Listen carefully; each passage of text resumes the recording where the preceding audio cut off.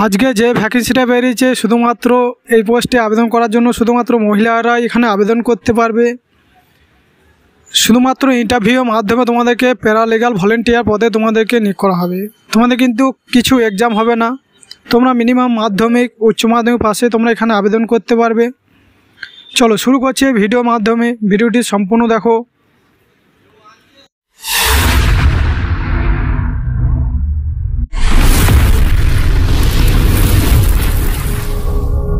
তোমাদের যে ভ্যাকেন্সিটা বেরিয়েছে কী লেখা রয়েছে, এই পিডিএফটির লিঙ্ক আমার ভিডিও ডেসক্রিপশনে পেয়ে যাবে, সেখান থেকে গিয়ে তোমরা পিডিএফটি ডাউনলোড করে নেবে।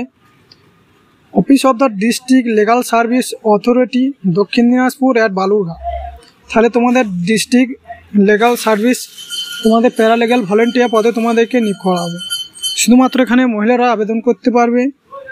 তোমাদের কিছু এক্সাম হবে না, ওয়াকিং ইন্টারভিউর মাধ্যমে, এবং তোমাদের যে স্যালারি দেওয়া হবে প্রতিদিন 500 টাকা। সপ্তাহে 1 থেকে 3 দিন কাজ হবে, বা তাও নাও হতে পারে, তাও বেশিও হতে পারে। ADR centre district court complex Balurghat আর দক্ষিণ দিনাজপুর। এত দ্বারা সকল দক্ষিণ দিনাজপুর জেলার সমস্ত ব্লকে জনসাধারণকে জানানো যাচ্ছে যে আগামী 4 জুন 2024 তারিখে জেলা আইনি পরিষেবা কর্তৃপক্ষ অফিসে 2 জন মহিলা গঙ্গনাপুর মহকুমার অধীনে কাজের জন্য পার্শ্ব আইনি সহায়িকা প্যারালিগ্যাল ভলেন্টিয়ার রূপে নিয়োগের জন্য একটি ওয়াকিং ইন্টারভিউয়ের ব্যবস্থা করা হয়েছে।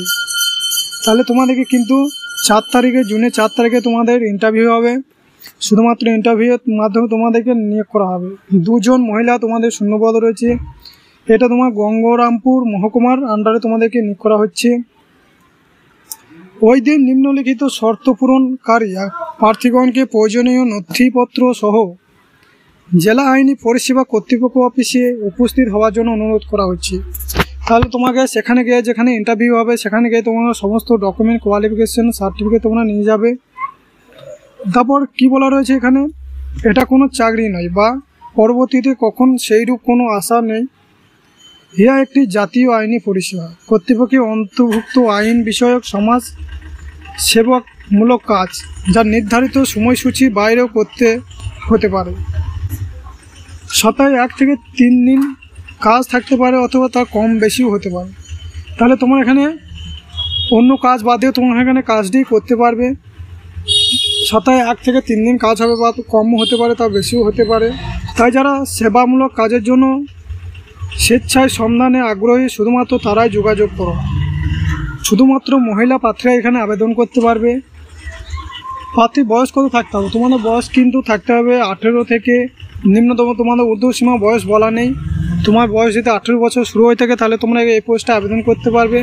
তোমাদের যোগ্যতা কী লাগবে এই পোস্টে আবেদন করার জন্য? তোমাদের নিম্নতম মাধ্যমিক পাস হয়ে থাকতে হবে, এবং যারা উচ্চ মাধ্যমিক পাস তারাও এখানে আবেদন করতে পারবে।